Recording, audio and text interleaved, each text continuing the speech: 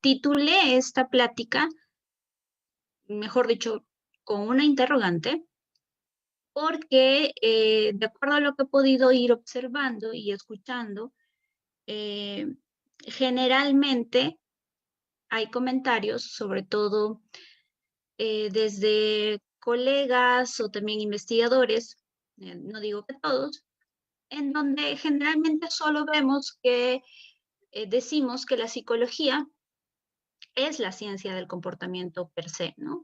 Entonces a mí me surgió mucho esta duda y ahora pues también con la revisión, como me presentó Brian, actualmente estoy en un doctorado de neurociencias como tal. Entonces, he escuchado también en las neurociencias que se dice que se estudia el comportamiento, o mejor dicho, la conducta. Entonces surge de repente, sin querer, estas confusiones, o mejor dicho, una probable rivalidad que en realidad, desde mi humilde percepción y opinión, no creo que exista. Entonces, vamos a explorar un poquito esta pregunta, la vamos a indagar más, ¿de acuerdo? Entonces, muy bien, entonces, como nuestra plática estaba titulada con este interrogante, nos llama, o nos lleva, mejor dicho, a otra pregunta, que es, ¿qué son las llamadas ciencias del comportamiento? Hay una definición, las llamadas ciencias del comportamiento, hay una definición en este caso por Ferrari y colaboradores, que señalan que estas ciencias del comportamiento pertenecerían casualmente o son parte de un campo transdisciplinar o transdisciplinario que toma por objeto de estudio el comportamiento tanto humano como animal. Ahí ya estamos viendo dos tipos de especies, desde diferentes perspectivas teóricas y metodológicas. Entonces, si partimos desde esta premisa, quizás desde esta definición que trata, no es un consenso como tal, pero trata de serlo, entonces nos llevaría a preguntarnos, y lo que escuché quizás en la universidad y lo que escuché siempre en definición de la psicología, ¿dónde queda? ¿Alguien de los participantes, si desean por supuesto, podría tratar de definir qué es psicología? ¿O podría decirme la definición que he escuchado de psicología? Podrían abrir su micrófono el que desea participar. Si nadie lo desea hacer, entonces me apoyo de ti, Brian. ¿Podrías decirme, por favor, qué es lo que tú has escuchado como definición de qué es psicología en general? ¿Es una ciencia, no es ciencia? Bueno, sí, yo en el pregrado he escuchado que es una ciencia más que nada. Acá Wilson también nos comenta, te lo puedo leer si gustas. Sí, por Eh, favor. es una disciplina científica, nos comenta, luego Jesús nos comenta también, es una ciencia que estudia el comportamiento humano y sus interacciones. Luego Caleb nos dice, la ciencia que estudia la conducta humana. Ujú. Diana Yamoca nos dice, aquella que tiene evidencia científica. Wendy Gómez nos dice, ciencia encargada del análisis de la conducta y el comportamiento, de las interacciones. Muchas gracias, Brian, por tu colaboración y sobre todo por los que han participado. En realidad, ninguna de las definiciones está equívoca. O sea, y esa es la definición que hemos aprendido desde el pregrado y con la que egresamos casualmente. Pero en esta definición de ciencias del comportamiento, la psicología es una ciencia más del estudio del comportamiento. Ahorita vamos a ver cómo que por qué. Siguiente, ok. Entonces, existen en realidad muchas disciplinas de ciencias del comportamiento. Existe, por ejemplo, la etología. En este caso se estudia, bueno, hay muchos más estudios etológicos relacionados a conducta animal, pero también se estudia comportamiento o conducta, como a veces se suele llamar como un sinónimo, humana. La psicología como tal, la sociología, algunas subdisciplinas dentro de la economía también estudian, por supuesto, comportamiento. La antropología del comportamiento es una subdisciplina también. Y pues entre signos de interrogación, ¿serán también las neurociencias, estudiarán comportamiento, estudiarán propiamente conducta? pues ahorita lo vamos a hablar de manera muy somera. Yo traje un ejemplo, que es la etología. Viene o deriva de dos voces, por una parte etos y logos. O etos es una raíz griega, si no mal recuerdo, que significa costumbre, y logos es el estudio tratado de. Entonces, a veces digamos, la etimología de las palabras nos da, digamos, un conocimiento a priori, ¿no? De qué trataría esta disciplina. Si lo juntamos, sería el tratado o el estudio de las costumbres, pero la etología en realidad es una ciencia relativamente joven, mejor dicho, es una disciplina relativamente joven. Si nos remontamos quizás a la época presocrática, propiamente la etología no cobraba ese nombre. ¿Por qué? Porque de repente para los estoicos no se estudiaba la etología, por ejemplo, comparar al humano con el animal, ¿no? ¿Por qué? Porque el humano era un ente aparte, un ente, digamos, de suma importancia, y lo que te diferenciaba casualmente de un animal era el poseer el alma. Luego los años siguieron pasando, bueno, hacemos un recorrido súper rápido, pasa la edad antigua, luego seguimos con el de repente medioevo, escolástico, y quizás ya se empieza a tomar como un poquito de atención acerca de estudiar al comportamiento animal, porque vemos que hay ciertas similitudes. Ojo, pero no significa llegar a un antropomorfismo, ¿no? Como tal. Entonces, bueno, una definición de acuerdo a Carranza es que, de manera muy sencillita, indica que la etología es el estudio científico del comportamiento de los seres vivos. Entonces, una otra vez, ¿no? Ay, qué dolor de cabeza, pero a mí me habían dicho que la psicología estudia el comportamiento, en este caso del humano. Y yo les pregunto, ¿y la psicología comparada? ¿Y la psicología experimental que se hizo en laboratorio con palomas inicialmente? ¿No sería psicología? Entonces ahí empieza, digamos, la confusión, o de repente ese debate que a veces puede parecer o dar la impresión de que es poco fructífero, pero en realidad no lo es. Entonces, la etología puse de ejemplo la etología porque, además de ser una ciencia relativamente joven, la etología en estos años ha ido avanzando, incluso tiene subdisciplinas. Por ejemplo, una de ellas es la neuroetología como tal. Dentro de los campos de etología, incluso ya se considera, pues, es una rama básicamente de la biología. Se estudia, por ejemplo, también el estudio de los primates o la primatología. Entonces es una diversificación extrema de subdisciplinas, pero veamos que, o hasta este punto, veamos que el comportamiento como tal de los seres vivos no es exclusivamente de solo los humanos, ¿sí? Entonces, seguimos. Bueno, este planteamiento de Wilson, del 75 más o menos, él trata de dar una diferenciación entre los años 50, 75 al 2000. Entonces aquí pueden ver, por ejemplo, en 1950, que la etología más o menos estaba surgiendo. Mejor dicho, la etología empieza a dar sus mejores cimientos muy posteriormente, después de los escritos de Darwin. Más o menos, quien gana el Nobel en el año 1972, es Timbergen, junto con la colaboración de Conrad Lorenz, que ambos se les considera a uno el padre americano de la etología y al otro el europeo, como tal. Entonces, la etología en realidad se ha ido desarrollando a lo largo de estos años, por eso les decía que es relativamente temprano, joven, pero aún así ha aportado más conocimientos, obviamente desde un campo, una visión, una perspectiva más biológica. Pero lo que nos demuestra Wilson en este caso es, por ejemplo, que procesos, o mejor dicho, disciplinas como de la biología celular empiezan a confluir, por ejemplo, con la neurofisiología. Entonces uno dirá, pero actualmente yo entiendo que la neurofisiología, pues, una comprende a la otra, ¿no? Bueno, eso es si vemos con los ojos de ahora, pero en ese entonces todavía se estaban haciendo estudios.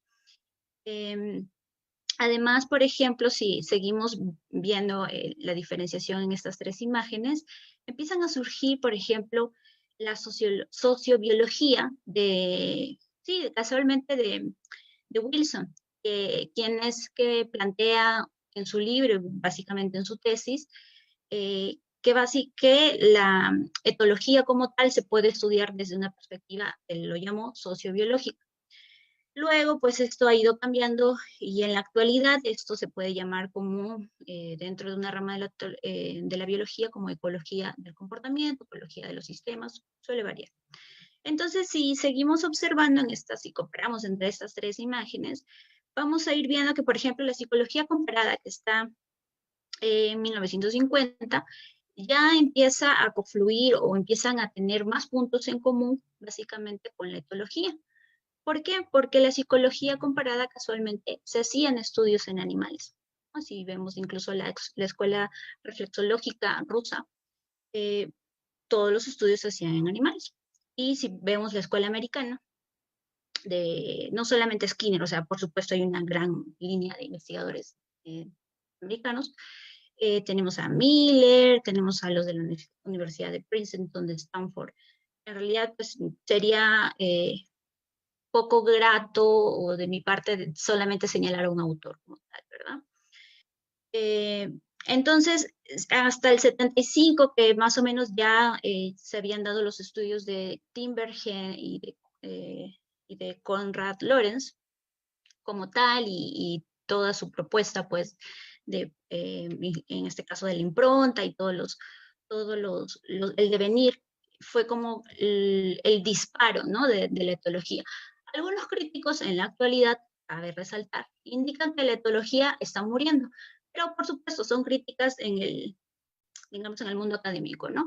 Unos dicen que está en boga, otros dicen de que, pues no, su auge fue justamente en esta década del 70, hasta más o menos el 80. Entonces, es cuestión más bien de ir revisando los estudios, pero a lo que quiero llegar es que casualmente, si vamos viendo toda esta variedad de disciplinas, vamos viendo que cada una de ellas a su manera va estudiando una parte, en este caso, del comportamiento. Bueno, la neurofisiología, de repente, en nuestros días, básicamente va a ser un estudio, en este caso del sistema nervioso, pero a través de la parte del componente bioeléctrico, por decirlo de alguna manera, y por eso también se estudia a nivel celular y biológico y todo lo demás. Bueno, este esquema incluso podríamos decir que está un tanto atrasado, porque habría que ver qué ha pasado desde el 2000 hasta ahora, que es 2021, ¿no? Entonces, ¿qué avances han habido? Pues la ciencia en realidad avanza cada año, ¿no? Entonces no se queda estancada como tal. Y actualmente lo que de repente sería sociobiología o ecología del comportamiento, muchos de estos conocimientos también se han traspolado a ciertas disciplinas, como de repente mencioné o puse nada más en la lámina, de las ciencias sociales. Pero, me permiten, les quisiera de repente comentar de manera muy rapidita acerca de la teoría de Miller del 75. Él le llama la teoría de los sistemas vivos, o bueno, lo pueden encontrar en el artículo como los living systems.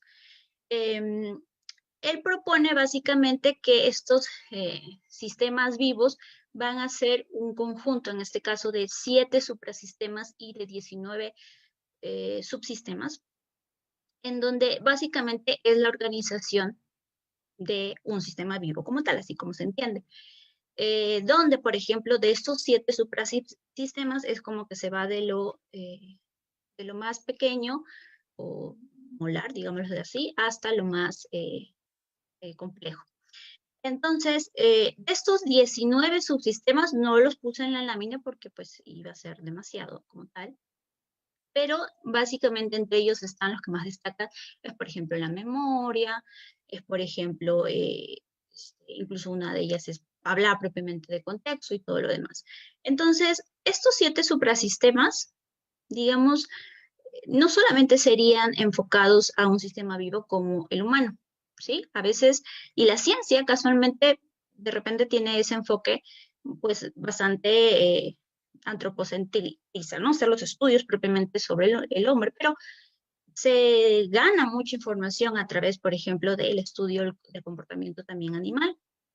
Entonces, él sostenía que de los sistemas vivos, básicamente existían como tres componentes. Uno era propiamente hablar de la estructura, otro era hablar propiamente del comportamiento en cada uno de estos supersistemas y otro era propiamente hablar del control. Por ejemplo, por comportamiento, nos podríamos referir, por ejemplo, a de repente órganos, de repente a entes, a la parte física o quizás propiamente a sus relaciones, ¿no?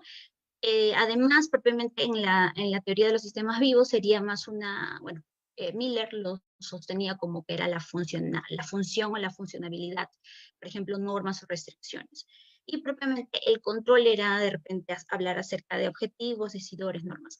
Ojo, esta teoría de los sistemas vivos, incluso todavía hay personas que lo citan. ¿Por qué? Porque se puede traspolar, por ejemplo, fácilmente a una disciplina como puede ser, no sé, la economía, economía de masas o, por ejemplo, en administración.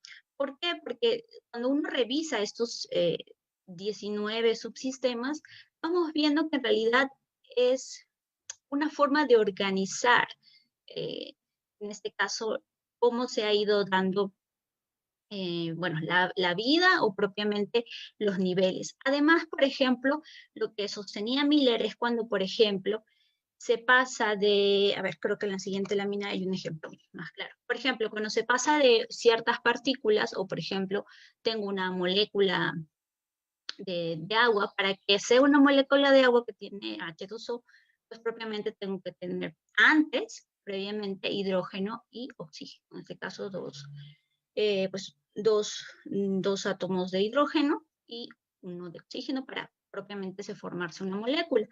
Y esto, por ejemplo, cuando hacía este salto, es decir, como que de un nivel más, significaba de que este sistema vivo se estaba haciendo más complejo. Y propiamente incluso cuando tenía una extensión, porque eso también lo sostiene en su teoría, una extensión por decir a más de 7, es como él le llamaba la gradualidad.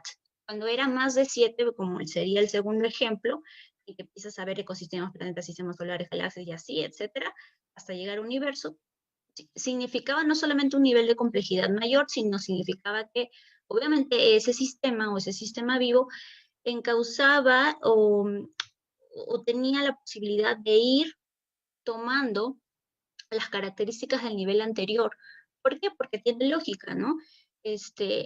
Si inicias con un ecosistema, obviamente el ecosistema, del ecosistema se encuentra dentro de un planeta y un planeta es parte de un sistema, en este caso solar, un sistema solar se encuentra dentro de una galaxia y así.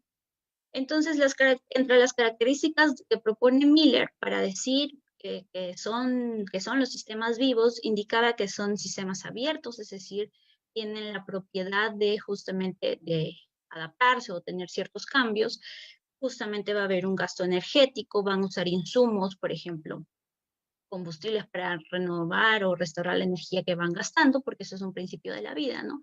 Si hay mucho gasto energético, pues ese sistema vivo ya no es vivo, ¿no? Tiene que haber una renovación como tal, tiene que también haber un cierto grado de complejidad, como los podemos ver en los ejemplos de la parte superior.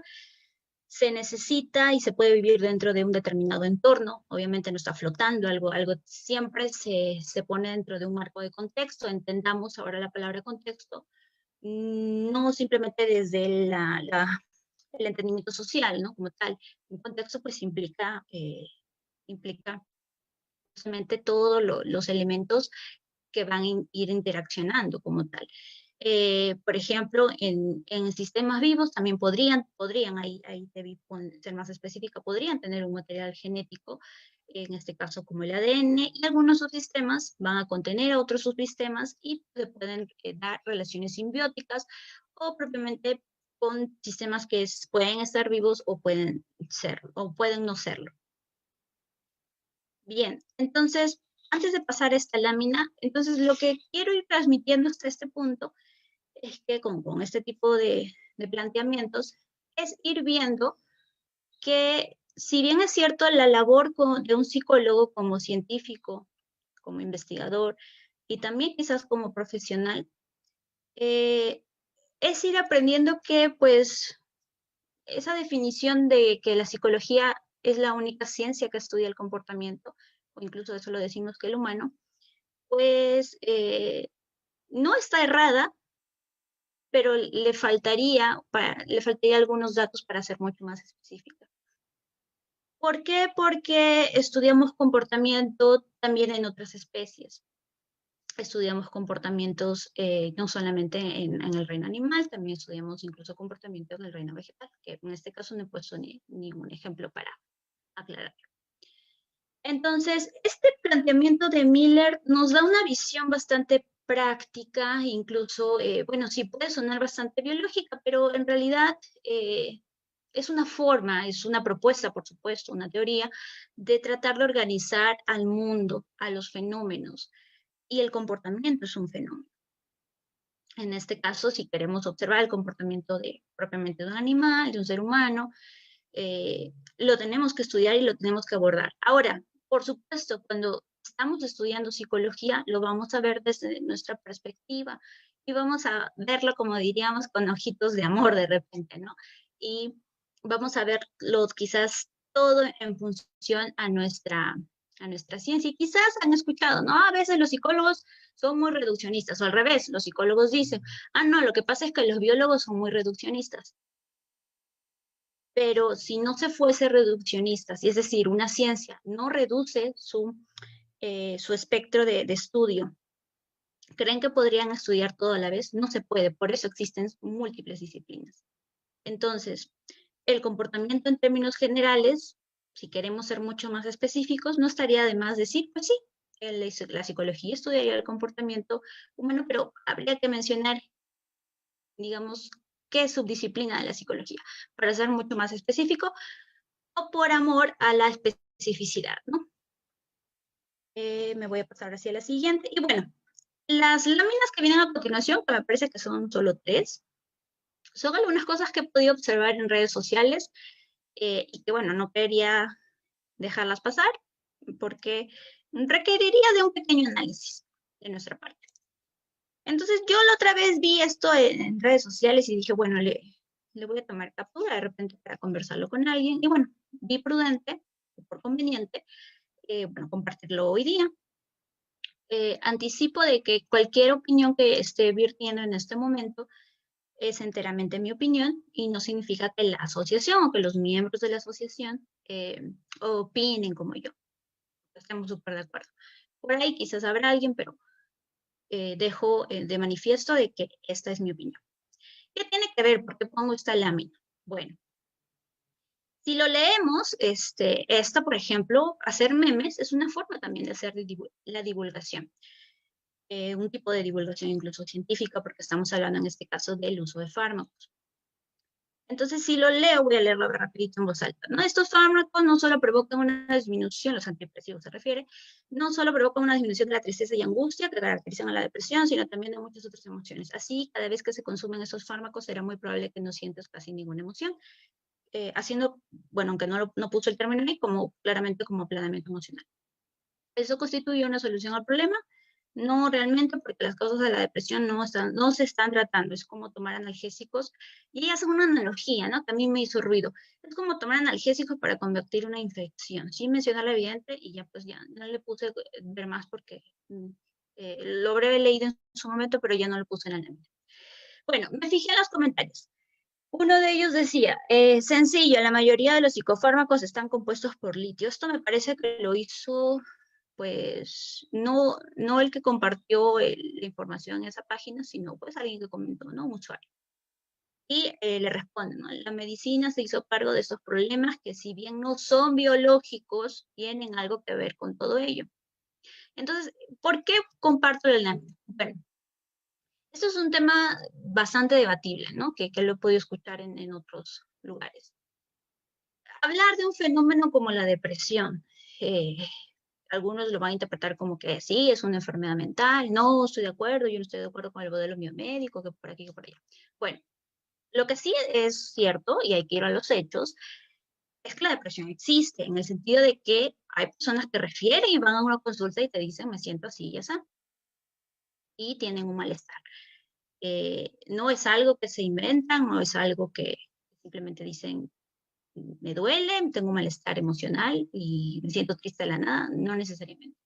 Entonces, esta es una información un tanto sesgada y nuestra responsabilidad, quizás como psicólogos, que de repente para los que se dedican al área más profesional y también de repente para los investigadores que hacen divulgación, lo más correcto sería dar la información de la manera más adecuada, ¿no? En este caso, decir que un problema de este tipo no tiene una carga biológica, y yo creo que es darle una información casi a medias, ¿no? ¿Por qué? Porque entonces, por lógica, estarías diciendo que la depresión solamente es un fenómeno, básicamente solo tiene un componente psicológico.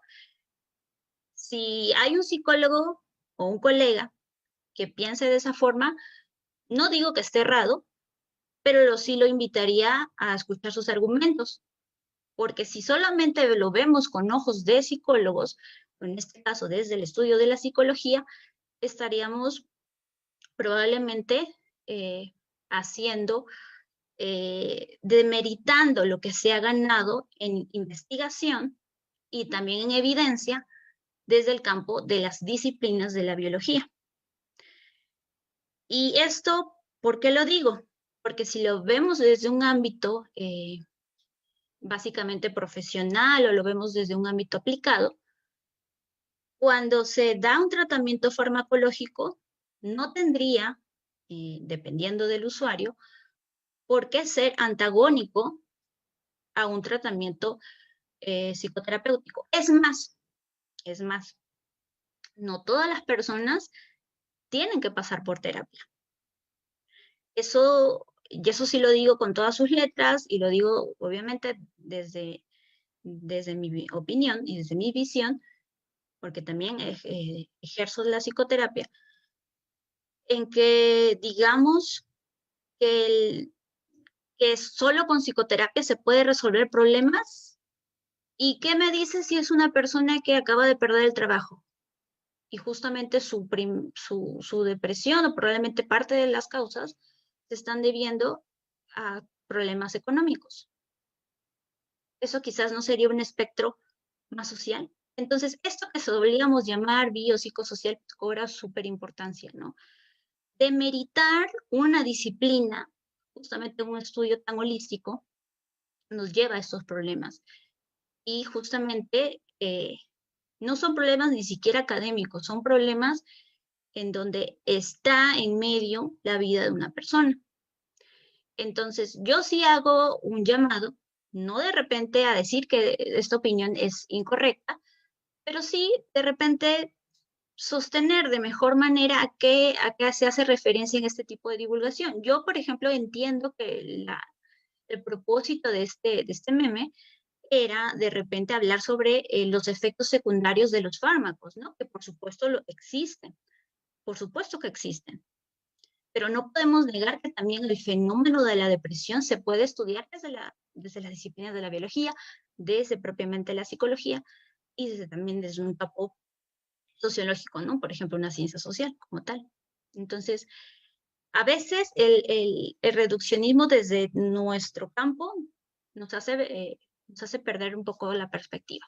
Entonces, siempre que se dé divulgación, a mi humilde opinión, hay que darle información de manera más clara y no sesgarla, ¿no? Yo creo que la intención fue buena, quizás hablar de aplanamiento emocional, creo que era a lo que se refería, creo que en Ver Más decían eso, pero cuando se le responde a los usuarios, que muchos de ellos hablan de sus experiencias personales, sobre todo en páginas donde de divulgación científica o de repente de psicoterapia, pues tampoco es de meritar, por ejemplo, los tratamientos farmacológicos, que muchas veces, por ejemplo, ayudan a estabilizar a las personas para que puedan justamente llevar un tratamiento psicoterapéutico, que no son contrapuestos, lo sostengo.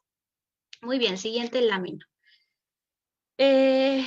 Bueno, este es otro meme que por ahí vi y decía, ¿no? La neurociencia no estudia la conducta, ya que hay que dejar usar el prefijo neuro para todos. No es neuroeconomía ni neuromarketing, en todo caso, al tratar de explicaciones sobre cómo los mecanismos conductuales juegan un rol en el comportamiento económico, podríamos hablar de psicoeconomía, ¿no?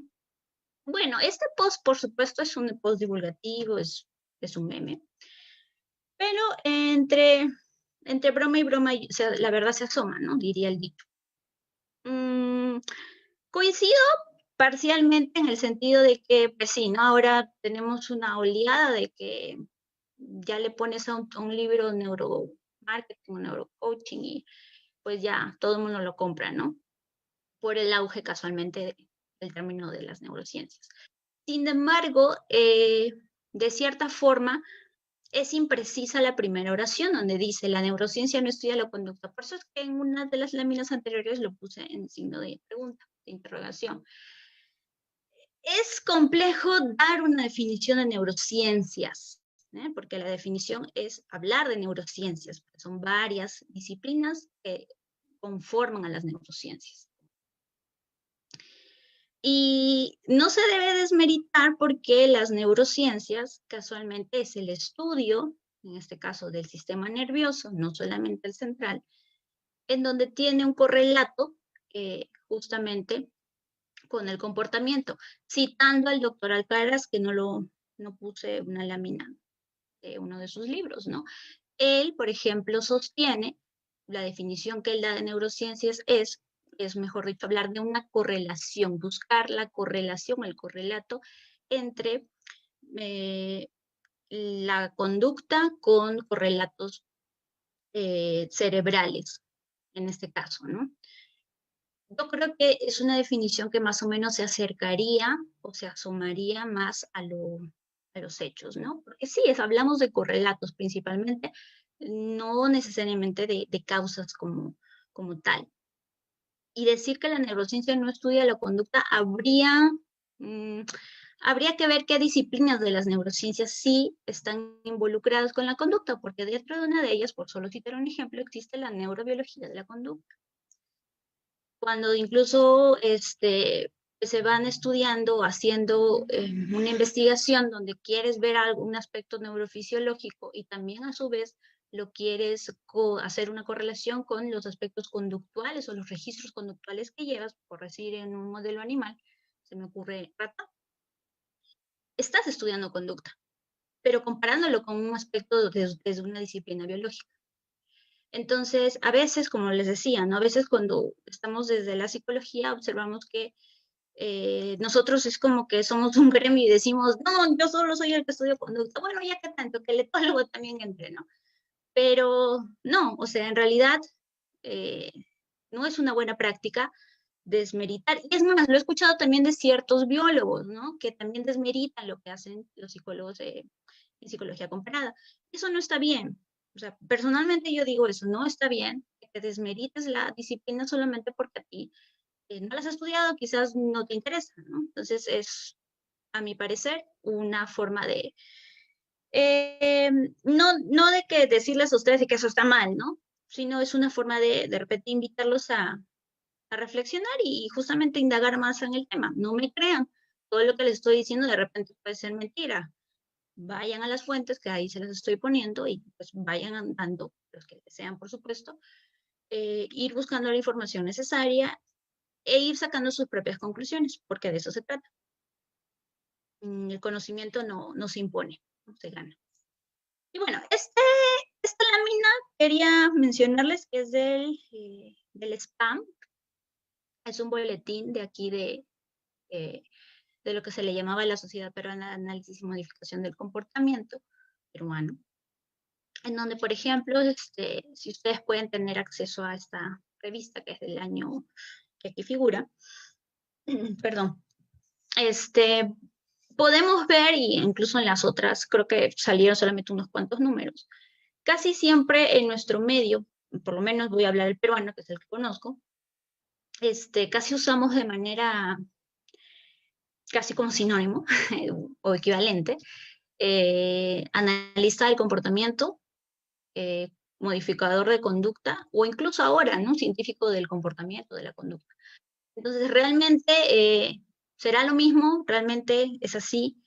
Mi respuesta, hasta lo que he podido revisar, no digo que eso sea una verdad absoluta, es que los términos varían de acuerdo no solamente a la región, sino a un contexto histórico.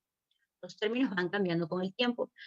Pero sí sería importante hacer esa diferenciación, a mi parecer, por supuesto, entre lo que es un analista del comportamiento que se dedica a trabajar en laboratorio o hace investigación, un rol como investigador, a aquel analista del comportamiento que se dedica a hacer, por ejemplo, aplicaciones, ¿no? Por ejemplo, como terapia de conducta.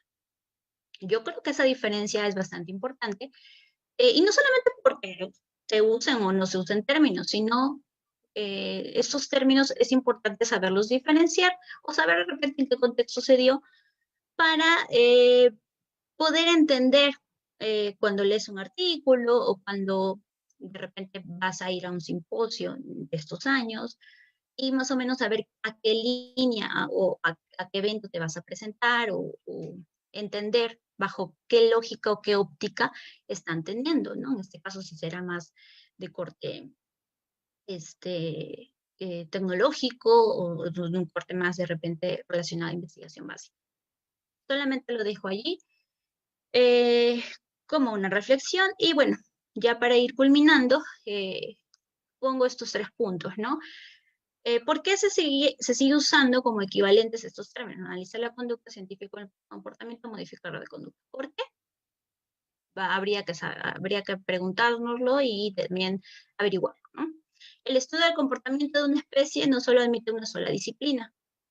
Hasta el momento, la información, muy breve por cierto, que les he podido compartir el día de hoy, les he tratado de mostrar que el estudio del comportamiento como tal de un tipo de especie, en este caso sea animal o humana, pues no solo admite en este caso a la psicología, ¿no? Ya sea psicología como tal o psicología comparada. Y 3, una reflexión que quizás lo hice con las capturas de pantalla de los memes, ¿no? Se gana algo desmeritando otras disciplinas porque no son de tu interés o porque quizás no eh, solo sabes algo muy superficial de la disciplina, ¿no? Entonces eso también es una reflexión que se las comparto porque en su momento, hasta el momento, la sigo haciendo. Bien, conmigo eso sería todo. Quedo presta a cualquier comentario. Muchas gracias, Flower, por tu presentación tan interesante y, bueno, tan importante también a tocar. Igual, si hay una pregunta por el chat, tanto por Facebook y por acá por el Zoom, la pueden hacer. Pueden levantar su manita y yo les activo el micro o lo pueden hacer por el chat, no hay problema. Me parece que había una duda, una pregunta acá de Rogelio, Ujú. acá en el Zoom, que dice, ¿la etología tiene métodos experimentales propios, entre comillas, como en el caso del conductismo en la cámara de acondicionamiento? Propios sí los tiene, es decir, por ejemplo, cuando se hace un etograma, es una forma de tratar de organizar la información, pero por supuesto que la etología toma los conocimientos ganados en la psicología comparada, cuando estudian una forma de repente de condicionamiento. Lo que sí he observado es que en etología se toma mucha más atención, por ejemplo, hallazgos que ya se tienen en la psicología comparada americana, ¿no? Por ejemplo, esto es condicionamiento operante y así, ¿no?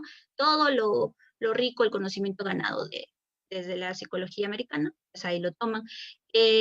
También toman como un concepto muy cerrado en biología de que esto es condicionamiento pavloviano clásico, y así se queda, ¿no? Y de repente cuando quien estudia desde, obviamente, la psicología, va observando que, digamos, algunos hallazgos que están en los textos como de, ¿cómo decirlo?, como de facultad, pues no son del todo precisos o muy precisos. Pero sí, o sea, sí la etología tiene ciertos métodos propios que ha ganado. Eh, un gran ejemplo es, por ejemplo, la forma de registrar eh, de los etólogos cuando registran, por ejemplo, cuando las aves están eh, circunscritas a una región y están teniendo ciertos patrones de comportamiento del vuelo o los chillidos que emiten, a eh, a cuántos hertz se pueden escuchar y definitivamente tienen todo un background en eso, hacen sus etogramas sobre eso, pero también se valen, por supuesto, de las herramientas que se han ganado en la psicología, ¿no? No tendrían por qué ser disímiles. Muchas gracias, Flower. Aquí hay otra pregunta y nos dicen si la psicología no es la única ciencia que estudia la conducta, entonces, ¿qué es lo que nos diferencia? Ah, esa es una muy buena pregunta. ¿Qué es lo que nos diferencia de la psicología con otras ciencias? Con la sociología o con la antropología o de repente con...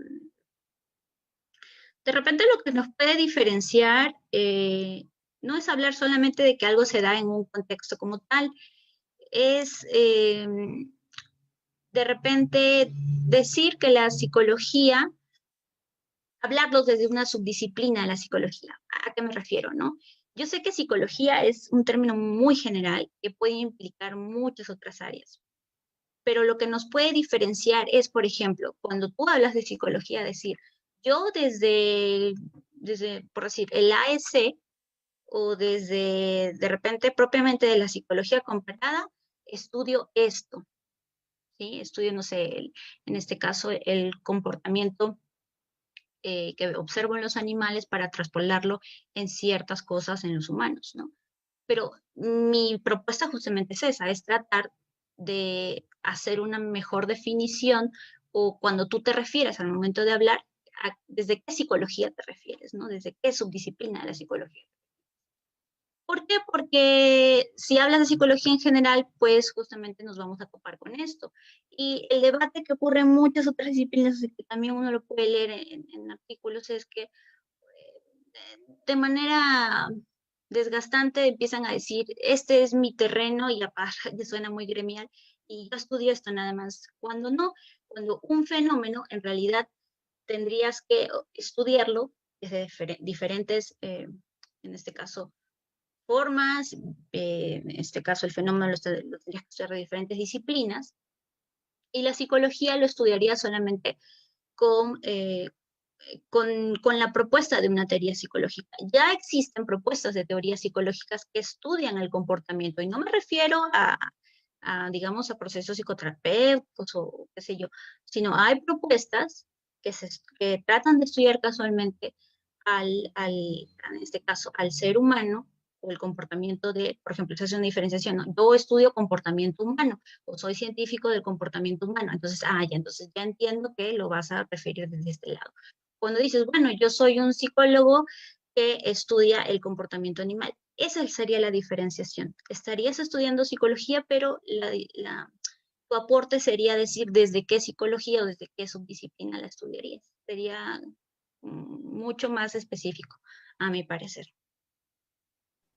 Ok, muchas gracias. Ya nos queda un poco más claro eso. Bueno, acá Wilson nos comenta, bueno, agradecen por la ponencia, igual nos dicen muchas gracias, excelente ponencia, muy buena ponencia. Lo mismo por el Facebook. No sé si hay otra pregunta, si no, ahí estaríamos culminando. Igual muchas gracias, Flower, por tu tiempo y por la excelente ponencia que acabas de brindar. No, gracias a ustedes por tolerarme. Ahí quedamos al pendiente. Muy buenas tardes con todos, permiso. Buenas tardes.